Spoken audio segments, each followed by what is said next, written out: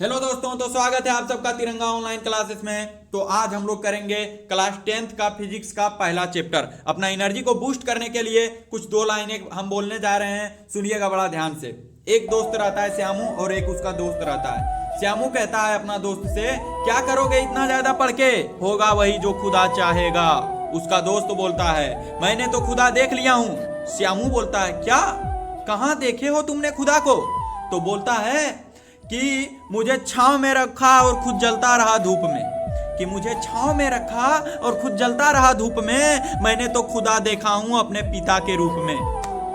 सही बात है दोस्तों, इस दुनिया में, इस जग में पिता से बढ़कर के कोई खुदा नहीं हो सकता। आपका जो खुदा का साक्षात्कार रूप है वो आपके पिता हैं। तो चलिए बिना समय को गवाए स्टार्ट करते हैं हम लोग पहला चैप्टर। तो हमारा पहला चैप्टर है, चैप्टर का नाम जो है वो है प्रकाश का परावर्तन। प्रकाश का परावर्तन, प्रकाश का अपवर्तन जो है वो दूसरा चैप्टर का नाम है साथियों। चलिए देखते हैं इस चैप्टर में क्या क्या होता है। चलिए हमारा जो इसमें सबसे पहला टॉपिक होता है वो रहता है प्रकाश का परावर्तन। क्या यहां पर आप लोगों को प्रकाश का परावर्तन समझने से पहले प्रकाश को समझना जरूरी है। प्रकाश क्या होता है? प्रकाश हमारे दैनिक जीवन में इसका उपयोग क्या है? तो साथियों, हमारे जीवन में अगर प्रकाश नहीं होता तो हम कुछ देख ही नहीं पाते। हाँ साथियों, बिल्कुल, अगर हमारे दैनिक जीवन में प्रकाश नहीं होता तो हम कोई भी वस्तु को नहीं देख पाते हैं। यानी कि जब प्रकाश किसी भी वस्तु पर टकरा करके और हमारी आंखों तक पहुंचता है तभी उस वस्तु को हम देख पाते हैं। ठीक है, तभी हम उस वस्तु को देख पाते हैं। इनमें से बहुत प्रकार की वस्तुएं बहुत प्रकार की होता है। कुछ वैसे प्रकार की वस्तुएं होता है जिससे कि प्रकाश निकलता है, कुछ वैसे प्रकार की वस्तुएं होता है जिनसे कि प्रकाश नहीं निकलता है। उदाहरण के लिए हम कह सकते हैं सूर्य एक प्रकाश देने वाला पदार्थ है, जलता हुआ बिजली का बल्ब, ये सभी प्रकाश देने वाला पदार्थ है। लेकिन वही चंद्रमा को बात हम करें तो चंद्रमा से प्रकाश नहीं निकलता है। तो यहाँ पर भी दो प्रकार के वस्तुओं में बांटा जाता है कुल वस्तुओं को। वैसा वस्तु जिसमें से कि प्रकाश निकलता है, प्रकाश जिसमें से निकल रहा है, उसको बोलेंगे हम लोग प्रदीप्त वस्तुएं। और वैसा वस्तु जिसमें से कि प्रकाश नहीं निकलता है, बिल्कुल भी नहीं निकलता है, दूसरे के प्रकाश से चमकता है या फिर उसके पास खुद का प्रकाश नहीं होता है, तो उसे हम लोग बोलेंगे अप्रदीप्त वस्तु। ठीक है, होता है प्रकाश का परावर्तन। कैसे होता है प्रकाश का परावर्तन? चलिए इसमें बताया गया है, इसमें कहा जाता है, सीधा सी बात है, जब कोई प्रकाश का किरण किसी पृष्ठ से टकराती है और टकराने के पश्चात उसी माध्यम में वापस लौट आती है, तो इस घटना को प्रकाश का परावर्तन कहते हैं। देखिए साथियों, यहाँ पर प्रकाश का परावर्तन बोल रहे हैं, क्यों? क्योंकि प्रकाश टकरा कर लौट रहा है। अगर कोई व्यक्ति दीवार से टकरा कर लौटेगा तो वहां पर हो जाएगा व्यक्ति का परावर्तन, लेकिन नहीं, लाइट लौट रहा है तो वहां पर होगा प्रकाश का परावर्तन। क्या होगा? प्रकाश का परावर्तन। इसमें जो बताया गया है कि प्रकाश का परावर्तन जो होता है वो कितने प्रकार के होते हैं, तो हमारा जो रिफ्लेक्शन हो सकता है दो प्रकार से हो सकता है। कैसे? एक तो रिफ्लेक्शन तब होगा जब ये पूरी प्रकाश लौट जाएगा, यानी नियमित परावर्तन में सीधा समझ सकते हैं, जब हमारा 100% प्रकाश जब पूर्ण रूप से लौट जाएगा तो उसको बोलेंगे नियमित परावर्तन। लेकिन जब हम इधर से 100 प्रकाश भेजें और उधर से 50 प्रकाश ही लौटे, वो भी छितराते हुए रूप में लौटे, तो इसमें हम कहेंगे कि हमारा जो होगा वो विसरित परावर्तन होगा। तो देखिए इसमें जो बताया गया है नियमित परावर्तन। नियमित परावर्तन किसे कहेंगे? जब प्रकाश की किरणें चिकनी सतह पर आपतित होती है तो परावर्तित किरणें उसी माध्यम में निश्चित दिशाओं में लौट जाती है। समझें, इसका कहने का तात्पर्य है कि जब प्रकाश कोई चिकनी सतह पर टकराएगा तभी पूरा का पूरा लौट सकता है, अर्थात जब नहीं टकराएगा, जब चिकनी सतह पर नहीं टकराएगा। ऐसा प्रयोग आप घर में भी कर सकते हैं कि जहां पर खुदरा सतह पर कहीं पर आप लाइट को मारिएगा, वहां से क्या होगा, 100 में से 100% टकरा कर नहीं लौट पाएगा। लेकिन जब हम किसी टाइल्स वगैरह होता है या फिर टाइल्स हो गया, दर्पण हो गया, इन सभी का सतह जो होता है वो पूरा प्लेन होता है, यानी कि पूरा चिकना हुआ रहता है। चिकना सरफेस पर जब हम प्रकाश को डालते हैं तो उससे हमारा 100 में से 100 प्रकाश जो है वो लौट जाता है। और यहां पर बताया गया है विसरित परावर्तन। इस परावर्तन में, विसरित परावर्तन में कहा गया है, इस परावर्तन में आपतित किरण जब खुरदरी सतह पर आपतित होती है तो परावर्तित किरणें अनिश्चित दिशाओं में लौट जाती है। यानी इसका दिशाओं क्या होता है, निश्चित नहीं रहता है, यानी छितरा जाता है, सीधा सीधी कह सकते हैं हम, छितरा जाता है।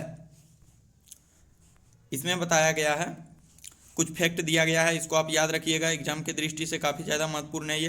प्रकाश का वेग जो होता है वो 3 × 10⁸ मीटर प्रति सेकेंड होता है। सर्वाधिक वेग जो होता है प्रकाश का वो निर्वात में होता है हमारा, और वेग न्यूनतम कह सकते हैं कि कांच में, ये नहीं कह सकते हैं कि सर्वाधिक, सबसे कम जो होता है वो कांच में ही होता है। यानी लेकिन ये बहुत मतलब कि ये एकदम अर्जेंट है कि इसमें आप यहाँ पर याद रखिएगा कि प्रकाश का जो वेग होगा वो सबसे अधिक निर्वात में होगा, उसके बाद में होगा हमारा हवा में। यहाँ पर फिर पढ़ेंगे हम लोग, देख रहे हैं यहाँ पर देखिए, प्रकाश का परावर्तन के नियम। याद रखिएगा साथियों, प्रकाश का परावर्तन का जो नियम होता है वो 2 प्रकार के होते हैं। 2 नियम इसका हो गया है। इसमें पहला नियम में ये बताया जाता है कि आपतन कोण जो होता है वो परावर्तन कोण के बराबर होता है। आपतन कोण परावर्तन कोण के बराबर होता है। और इसमें दूसरा नियम में कहता है आपतित किरण, परावर्तित किरण और अभिलंब तीनों एक ही समतल पर होता है। अर्थात सीधा समझिए, यहाँ पर ये हो गया हमारा समतल दर्पण। ठीक, इसमें जो आपतित किरण आ रहा है, एगो यहाँ से जो टकरा कर लौट रहा है, इसको बोलेंगे परावर्तित किरण, और एगो यहाँ पर 90 डिग्री पर लंब, यानी आपतन बिंदु पर से जो लंब खींचा जाता है इसी को बोलते हैं अभिलंब। ये तीनों देखिए एक ही बिंदु पर है, तो इसी को बोल रहे हैं हम क्या, परावर्तन का दूसरा नियम। और पहला नियम में कहता है आपतन कोण परावर्तन कोण की बराबर होता है, यानी ई कोण, ये वाला कोण और ये वाला कोण दोनों क्या होगा, आपस में बराबर होगा। बस यही बताया गया। और यहाँ पर एक बात बताया गया है कि परावर्तित किरण की आवृत्ति एवं चाल अपरिवर्तित रहती है। यानी परावर्तन के नियम में ये 2 चीजें नहीं बदलता है। कौन कौन, एक ठो आवृत्ति और एक ठो चाल। समतल दर्पण है, समतल दर्पण को थोड़ा सा देख लेंगे हम लोग। समतल दर्पण, जो दर्पण एकदम समतल हो या सपाट हो उसे समतल दर्पण कहते हैं। जो दर्पण पूरा समतल होगा या सपाट होगा उसी को क्या बोलेंगे, समतल दर्पण। क्या बोलेंगे, समतल दर्पण। समतल दर्पण, जो दर्पण एकदम समतल हो या सपाट हो उसे समतल दर्पण कहते हैं।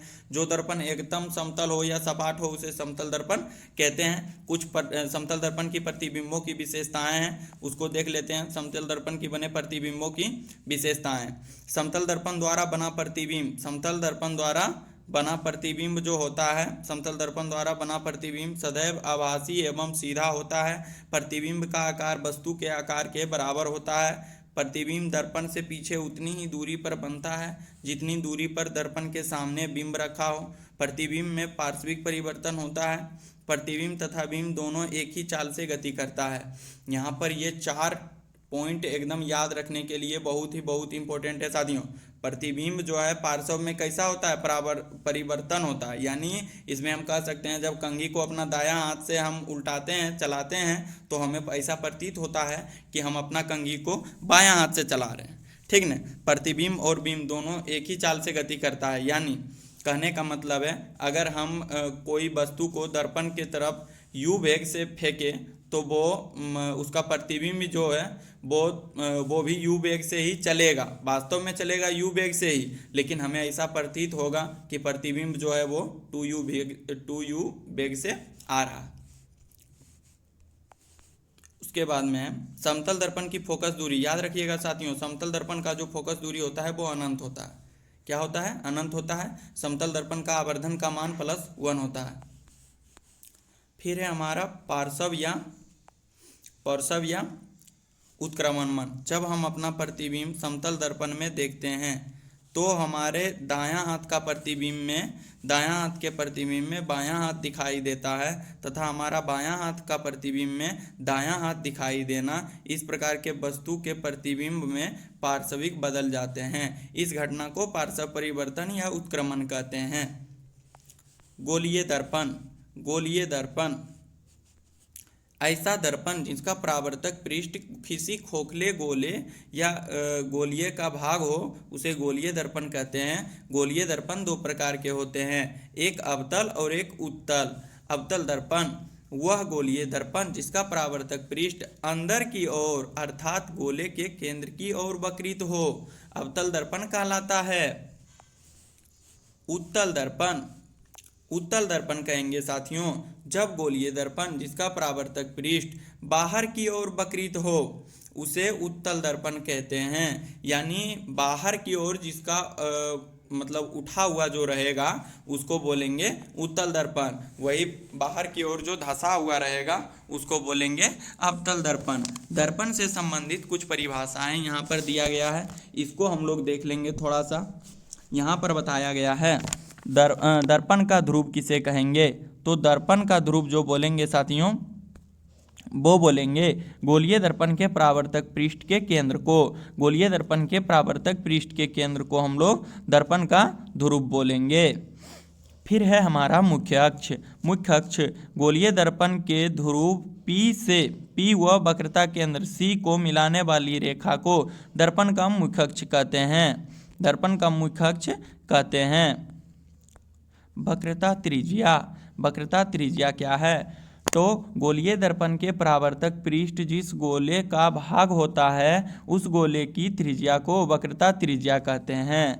उस गोले की त्रिज्या को क्या कहते हैं, वक्रता त्रिज्या कहते हैं। चलिए बढ़ते हैं हम लोग आगे।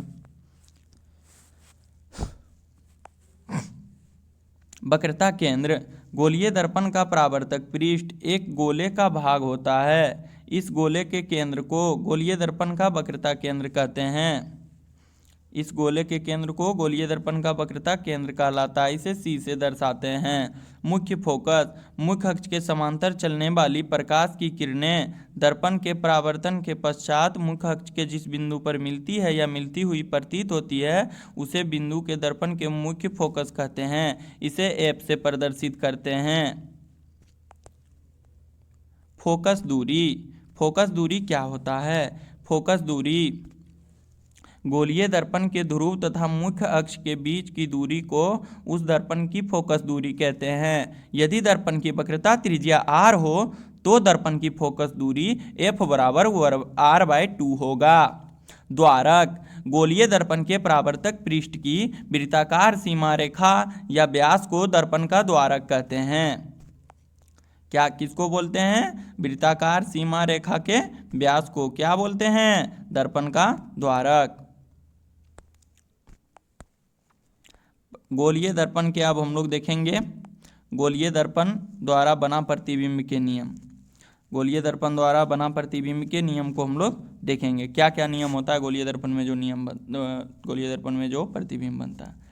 दर्पण के मुख्य अक्ष के समानांतर प्रकाश किरण परावर्तन के पश्चात अवतल दर्पण के मुख्य फोकस से गुजरती है तथा उत्तल दर्पण के फोकस से गुजरती हुई प्रतीत होती है या अपसरित होती हुई प्रतीत होती है। दूसरा विशेषताएं हैं अवतल दर्पण के मुख्य फोकस से गुजरने वाली किरण अथवा उत्तल दर्पण के मुख्य फोकस की ओर निर्देशित होने वाली किरण परावर्तन के उपरांत मुख्य अक्ष के समानांतर हो जाता है। तीसरी विशेषताएं हैं हमारा अवतल दर्पण का वक्रता केंद्र से गुजरने वाली किरण अथवा उत्तल दर्पण के वक्रता केंद्र की ओर निर्देशित होने वाली किरण परावर्तन के बाद उसी पथ के अनुदिश वापस परावर्तित हो जाती है। चौथा विशेषताएं हैं अवतल दर्पण अथवा उत्तल दर्पण से अवतल दर्पण अथवा उत्तल दर्पण बिंदु P की ओर मुख्य अक्ष के तिर्यक दिशा में आपतित किरण तिर्यक दिशा में ही परावर्तित होती है। आपतित तथा परावर्तित किरणें आपतन बिंदु पर मुख्य अक्ष के समान कोण बनाते हुए परावर्तन के नियमों का पालन करती है। अब हम लोग देखेंगे कि दर्पण में गोलीय दर्पण में कहाँ कहाँ हम वस्तु को रखते हैं और कहाँ कहाँ हमारा प्रतिबिंब बनता है, और प्रतिबिंब जो बनता है वो किस किस दिशा में बनता है, कैसा बनता है, उसका आकार क्या होता है। तो पहला स्थिति जो है वो हम वस्तु को रख रहे हैं अनंत पर। कहाँ रखेंगे, अनंत पर। याद रखिएगा साथियों, जब वस्तु को हम अनंत पर रखते हैं तो हमारा जो प्रतिबिंब बनता है वो फोकस पर बनता है और प्रतिबिंब का आकार होता है वो अत्यधिक छोटा होता है और प्रतिबिंब की प्रकृति जो होती है वो वास्तविक और उल्टा होता है। फिर हम लोग वस्तु को रखेंगे वस्तु की स्थिति जो होगा वो सी से परे होगा। सी से परे का मतलब है यहाँ पर पहले। सी से परे का मतलब क्या है? पहले, यानी कि सी का मतलब है वक्रता केंद्र। वक्रता केंद्र से हम लोग पहले रखेंगे वस्तु को। जब हम वस्तु को वक्रता केंद्र से पहले रखेंगे तो प्रतिबिंब जो बनेगा वो वक्रता केंद्र और फोकस के बीच बनेगा। कहाँ बनेगा? प्रतिबिंब वक्रता केंद्र और फोकस के बीच बनेगा। और प्रतिबिंब का आकार जो होगा वो वस्तु से छोटा होगा, ठीक है। और प्रतिबिंब की प्रकृति जो होगी वो वास्तविक और उल्टा होगा। फिर हम लोग वस्तु रखेंगे वक्रता केंद्र पर। याद रखिएगा साथियों, जब वक्रता केंद्र पर हम वस्तु को रखते हैं तो प्रतिबिंब जो हमारा बनता है वो वक्रता केंद्र पर ही बनता है। प्रतिबिंब जो बनता है वो वक्रता केंद्र पर ही बनता है। और प्रतिबिंब का आकार जो होगा वो समान होगा, यानी वस्तु अगर 2 मीटर लंबा चौड़ा रहेगा तो हमारा प्रतिबिंब भी 2 मीटर लंबा चौड़ा बनेगा। 1 सेंटीमीटर रहेगा तो 1 सेंटीमीटर बनेगा। प्रतिबिंब की प्रकृति और वास्तविक रंग, प्रतिबिंब की जो प्रकृति होगी यानी सीधा या उल्टा में, तो प्रतिबिंब हमारा उल्टा होगा। और उल्टा को ही हम बोलते हैं वास्तविक प्रतिबिंब, और सीधा प्रतिबिंब को बोलते हैं काल्पनिक प्रतिबिंब। ध्यान दीजिएगा मेरे बातों ही सबसे ज़्यादा आप लोगों को एग्जाम में काम देगा मेरा। चलिए, फिर है हमारा वस्तु को अब की बार हम रख रहे हैं वक्रता केंद्र और फोकस के बीच। वक्रता केंद्र और फोकस के बीच हम वस्तु को रख रहे हैं। तो जब हम वस्तु को वक्रता केंद्र और फोकस के बीच रखेंगे तो प्रतिबिंब सी से पहले, यानी कि वक्रता केंद्र से पहले बन जाएगा। और याद रखिएगा साथियों कि जब ये हमारा वक्रता केंद्र होता है और ये हमारा दर्पण होता है, और वक्रता केंद्र से जब इधर बनता है प्रतिबिंब, इधर इस साइड में जब प्रतिबिंब बनता है इस साइड में, तो ये बड़ा बनता है। और वक्रता केंद्र से जब इधर छोटा बनेगा, वक्रता केंद्र से जब इधर बनेगा दर्पण के साइड में, तो ये हमेशा छोटा बनता है। तो इसीलिए यहाँ पर जो कहा गया है वो अब की बार देखिए, प्रतिबिंब बन रहा है, प्रतिबिंब जो बन रहा है वो सी से परे बन रहा है, यानी कि वक्रता केंद्र के पहले। तो पहले बनेगा तो बड़ा बनना तो तय है, तो प्रतिबिंब बड़ा बनेगा। प्रतिबिंब की प्रकृति वास्तविक और उल्टा होगा। जब वस्तु को हम फोकस पर रखेंगे, वस्तु को कहाँ रखेंगे हम? फोकस पर रखेंगे तो अनंत पर बनेगा, अत्यधिक बड़ा बनेगा, वास्तविक और उल्टा बनेगा। अब की बार हम वस्तु को रख रहे हैं पी और एफ के बीच, यानी ध्रुव और फोकस के बीच रख रहे हैं। जब ध्रुव और फोकस के बीच रखेंगे तो यही एकमात्र स्थिति आता है जिसमें कि जो होता है वो अवतल दर्पण जो होता है, मान लिया जाए कि ये मान लीजिए आपकी अवतल दर्पण है, ठीक है। तो ये एकमात्र ऐसा स्थिति है जब हम वस्तु को रखेंगे तो प्रतिबिंब जो बनेगा वो दर्पण के पीछे बनेगा, इधर कहीं पर बनेगा, ठीक है। हाँ, तो इसमें जो बनेगा वो प्रतिबिंब जो बनेगा वो दर्पण के पीछे बनेगा, ठीक है। प्रतिबिंब का आकार बड़ा होगा, प्रतिबिंब आभासी और सीधा होगा। एकमात्र ऐसी स्थिति आता है जिस स्थिति में कि अवतल दर्पण द्वारा सीधा प्रतिबिंब प्राप्त किया जाता है। चलिए, फिर अब हम लोग देखेंगे उत्तल दर्पण द्वारा बना प्रतिबिंब की विशेषताएं। उत्तल दर्पण में शायद हम ज़्यादा स्थितियां ऐसी पैदा नहीं होता है कि जहां जहां हम वस्तु को रख सकते हैं, मात्र 2 ही जगह इसमें रखते हैं। ध्यान दीजिएगा, जब हम अनंत पर रखते हैं, जब वस्तु को कहाँ रखते हैं? हम अनंत पर रखते हैं, तो प्रतिबिंब की स्थिति जो होगी वो दर्पण के फोकस के बीच, फोकस पर दर्पण के पीछे होगा। कहाँ होगा? फोकस और दर्पण के पीछे। और जो प्रतिबिंब का साइज होगा वो अत्यधिक छोटा होगा। प्रतिबिंब की प्रकृति आभासी और सीधा होगा। और जब हम वस्तु को अनंत तथा दर्पण के ध्रुव के बीच रखते हैं, अनंत और दर्पण के ध्रुव के बीच रखते हैं, तो प्रतिबिंब की स्थिति पी और एफ के बीच यानी दर्पण के पीछे होगा। प्रतिबिंब का आकार छोटा होगा, प्रतिबिंब की प्रकृति आभासी एवं सीधा होगा। याद रखिएगा तो साथियों कि ये उत्तल दर्पण एकमात्र ऐसा दर्पण है जिससे कि सिर्फ और सिर्फ आभासी प्रतिबिंब यानी सीधा प्रतिबिंब ही प्राप्त किया जा सकता है। अब हम लोग देख लेंगे साथियों दर्पणों के कुछ उपयोग, दर्पण का हमारे दैनिक जीवन में कहाँ कहाँ उपयोग होता है। तो अवतल दर्पण के बारे में हम लोग सबसे पहले देखते हैं। अवतल दर्पण का उपयोग सामान्यतः टॉर्च, सर्च लाइट तथा वाहन अभिदीपों एवं प्रकाश की शक्तिशाली समानांतर किरण पुंज को प्राप्त करने में किया जाता है। दांत के डॉक्टर जो है वो भी इसका इस्तेमाल करते हैं। कैसे करते हैं देखेंगे। दांत का डॉक्टर अवतल दर्पण का उपयोग मरीजों को दांत देखने में करता है, मरीजों को दांत को बड़ा प्रतिबिंब देखने में करता है। यानी कि अवतल दर्पण में वो तो है ही, बड़ा दिखेगा ही, चूंकि अवतल दर्पण एकमात्र ऐसा दर्पण है जो कि वस्तु को वास्तविक आकार से बड़ा आकार का मतलब कि प्रतिबिंब दिखाई देने में मदद करता है। तीसरा है सौर भट्टियों में सूर्य के प्रकाश को केंद्रित करने के लिए अवतल दर्पण का उपयोग किया जाता है। इसका उपयोग बहुत ही इंपॉर्टेंट है साथियों, हर बार एग्जाम में पूछा जाता है कि अवतल दर्पण का उपयोग लिखें, 2 उपयोग लिखें, 3 उपयोग लिखें, तो इसीलिए आप इस बातों को ध्यान दीजिएगा। यहाँ पर उत्तल दर्पण का उपयोग, उत्तल दर्पण का उपयोग जो किया जाता है वो साइड मतलब पीछे की दृश्य को देखने के लिए साइड मिरर के रूप में किया जाता है। उत्तल दर्पण का उपयोग साइड मिरर के रूप में किया जाता है। ये दर्पण वाहन के पार्श्व लगे होते हैं तथा इनमें ड्राइवर अपने पीछे से आने वाली वाहनों को देख सकते हैं, अपने पीछे से आने वाली वाहनों को देख सकते हैं। उत्तल दर्पण सदैव सीधा प्रतिबिंब बनाता है, यद्यपि यह छोटा होता है, यानी कि इसके द्वारा बना प्रतिबिंब जो होता है वो वस्तु से हमेशा छोटा ही होता है। उत्तल दर्पण की दृष्टि क्षेत्र में बहुत अधिक होना है क्योंकि ये बाहर की ओर वक्रित होते हैं। कहने का मतलब है जब प्रतिबिंब छोटा छोटा बनेगा तो ढेर सारा बस ज़्यादा क्षेत्रफल का प्रतिबिंब इसमें से आसानी से बन सकता है। आगे हम लोग देखेंगे चिन्ह परिपाटी। चिन्ह परिपाटी क्या होता है? गोलीय दर्पण में चिन्ह परिपाटी, गोलीय दर्पण में परावर्तन के लिए नई कार्तीय चिन्ह परिपाटी का प्रयोग किया जाता है। इसमें दर्पण के ध्रुव P को मूल बिंदु मानते हैं। दर्पण के मुख्य अक्ष के निर्देशांक पद्धति को x अक्ष या x डैश लिया जाता है। x अक्ष को जो लिया जाता है एगो x और एगो का x डैश लिया जाता है, जबकि चिन्ह परिपाटी निम्न प्रकार है और एगो को y और y डैश लिया जाता है। चिन्ह परिपाटी में इसमें बताया गया है कि वस्तु का दर्पण की बाईं ओर रखा जाता है। दर्पण को किधर रखा जाता है? वस्तु को दर्पण से बाईं ओर रखा जाता है। मुख्य अक्ष के समानांतर सभी दूरियां दर्पण के ध्रुव से मापी जाती है। मूल बिंदु के दाईं ओर मापी गई सभी दूरियां धनात्मक तथा मूल बिंदु से बाईं ओर मापी गई सभी दूरियां ऋणात्मक मानी जाती है। मुख्य अक्ष के लंबवत तथा ऊपर की ओर मापे जाने वाली दूरियां धनात्मक तथा मुख्य अक्ष के लंबवत तथा नीचे की ओर मापी जाने वाली दूरियां ऋणात्मक मानी जाती है। दर्पण सूत्र है 1/। दर्पण में इसके ध्रुव से वस्तु तक की दूरी u तथा दर्पण के ध्रुव के प्रतिबिंब की दूरी को v तथा फोकस दूरी f से प्रदर्शित करते हैं। याद रखिएगा साथियों, यहाँ पर ध्यान दीजिएगा कि फोकस दूरी के बारे में तो हम लोगों को कन्फ्यूजन नहीं होता है कि फोकस दूरी को f से निरूपित करते हैं, लेकिन ये u और v में कन्फ्यूजन हो जाता है कभी कभी, और इस तरह का कन्फ्यूजन हमें अधिकांशतः एग्जाम में देखने को मिलता है। तो यहाँ से आप ट्रिक से एक याद रख सकते हैं कि पहले आता है u, उसके बाद में आता है v। पहले क्या आता है? u, बाद में आता है v। तो इसीलिए जब तक हम पहले वस्तु नहीं रखेंगे तब तक हमारा प्रतिबिंब बन ही नहीं सकता। जहाँ जहाँ भी प्रतिबिंब बनता है वहाँ पहले क्या रखते हैं? वस्तु। तो पहले कौन आ गया? वस्तु। बाद में कौन आया? प्रतिबिंब। पहले कौन आया? u, बाद में कौन आया? v।